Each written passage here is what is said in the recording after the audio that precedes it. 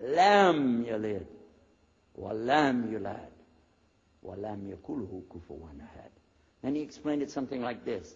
Say he is Allah, the unique, not like anything else. He's eternally sought after by his whole creation, but he doesn't need the creation. He's not the father of anything. He's not the son of anything. He's not like anything, and he is unique.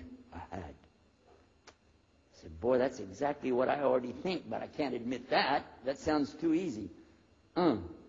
But plus in the Quran, Allah subhanahu wa ta'ala tells us to tell the Christians, don't say three. Here's a little point. I'm going to go out of the story for a minute to show you something. Nowhere in the Old Testament, the Torah, or the Zabur, the Psalms, or the Injil, which is the New Testament, nowhere in the Bible do you find the word Trinity. Not once. Not once is the word Trinity. But it's in the Quran. We have it in the Quran. It says, Thalath. Tell them not to say Trinity. Oh. But they don't have it, and Allah said, don't say it. Guess what else? The word Bible is not in the Bible. Bible is from Greek. It means biblios, or book.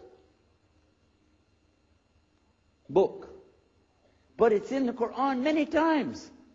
Is it? Kitab. Book. Ahl Kitab. People of the book. So we found in the Bible a shortage. They're talking about it, but the Quran is explaining it. I found actually in the Quran, I can explain the Bible much better because it gives me the things I didn't know how to explain.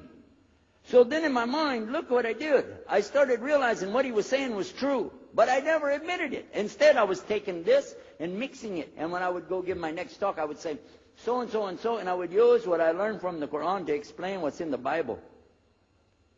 Some of the people liked it, but some of them didn't. Because when I began to talk about salvation being based on what? And the Bible tells you in there, there's no Savior except God. It says it real clear. Jesus is not your Savior, God is. When I found that, I said, okay, let me try another way to explain that. Each thing as I would learn it, I'm trying to change how I'm presenting the thing. It still doesn't dawn on me, I need to do something. But I could see for sure God is only one, and that, so I totally forget the Trinity thing. My dad never did believe it anyway, so he had no problem with it. Now we come to some new thing. The priest asks the Muslim, can I go to your church with you? The mosque. He said, sure, come on. Well, he went, and they came back. So we took the priest aside. Come here, come here. What do they do? What do they do in there? Tell us, what do they do? Do they like kill some animals, or what do they do in there? He said, no, they just stand there like this, and they pray, and they leave.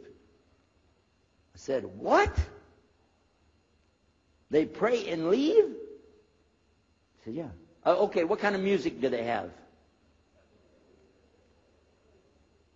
He said they didn't have any music. No music? How in the world are you going to worship God without music, man? So I asked him, Muhammad, you guys don't have any music? He said, no.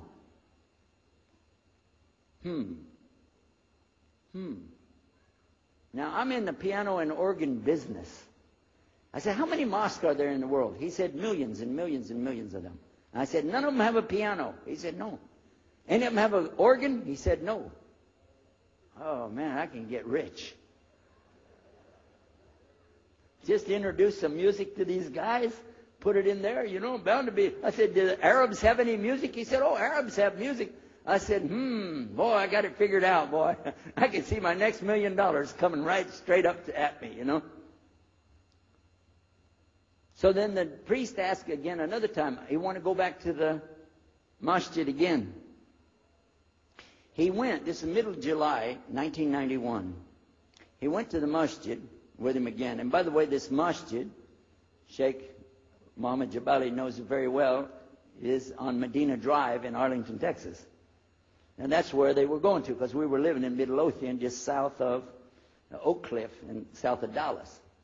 So they didn't come back. All night we're waiting. What happened? Very late they came back.